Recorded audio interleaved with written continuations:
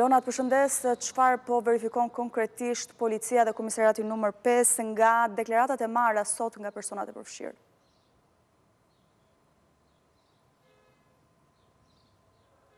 Të përshëndes Kassandra, po në fakt detajet e reja kemi mundur të nxjerrim sa takon hetimit në lidhje me një konflikt të regjistruar mbrëmjen e së hënës pranë një lokali në zonën e Kamzës, ku ishte një konflikt i cili u përfshin disa persona, bëhet fjalë për të paktën 10 persona, me dy grupe të ndryshme. Në njërin anë qëndronte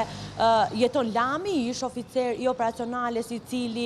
është një person, le të themi, i njohur për Policinë e Drejtësisë Shqiptare, është ai i cili ka pasur kontaktet e fundit me Ervis Martinajn para se ky i fundit të zhdukej, ndërkohë nga ana tjetër kemi pasur edhe një grup ku ishin të pozicionuar pranë një lokali në zonën e Kamzës, ku do u regjistruar ngjarja, ku ishte një efektiv i FNSH-s, i Forcave të Ndërhyrjes së Shpejtë, bëhet fjalë për Robert Ukun, i cili ka qenë me disa miq duke darkuar në një lokal dhe në një moment futet një nga personat të cilët ishte shoqëruar me Jeton Lamin dhe ka kërkuar që djemt të mos këndojnë me zë të lartë dhe të jenë më të qetë pasi shumë afër lokalit në zonën ku ndodhi ngjarja kishte një rast të vdekje dhe menjëherë në këto momente një nga personat cili ishte i shoqëruar me efektivin e FNSH-s Robert Uku është çuar, ka dalë jashtë ambienteve të lokalit dhe kanë filluar të kenë një debat me tonë të ashpër, le të themi, dhe më pas janë përballur dhe me Jeton Lamin, ish oficer i operacionales,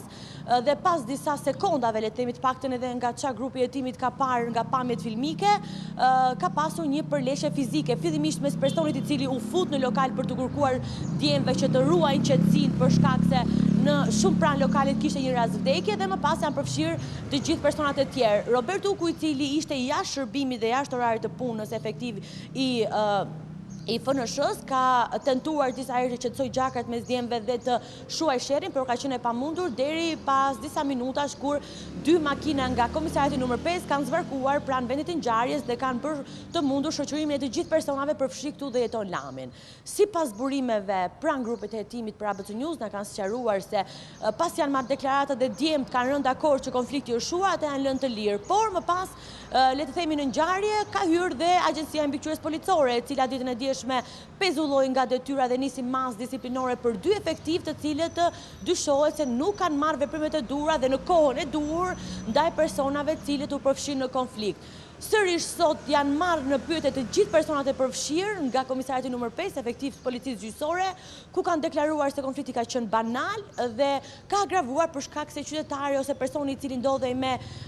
ish oficerin e policisë të operacionales Jeton Lami ka qenë i agravuar për shkak se ka kërkuar qetësi në zonë sepse aty pranë ndodhej një rast vdekje. Pas le të themi përfundimit të gjitha deklaratave, përbashkëta e tyre ishte që konflikti është mbyllur, ka qenë banal dhe djemt kanë dhënë dorën njëri tjetrit. Leona Sari, faleminderit për detajet që ndap.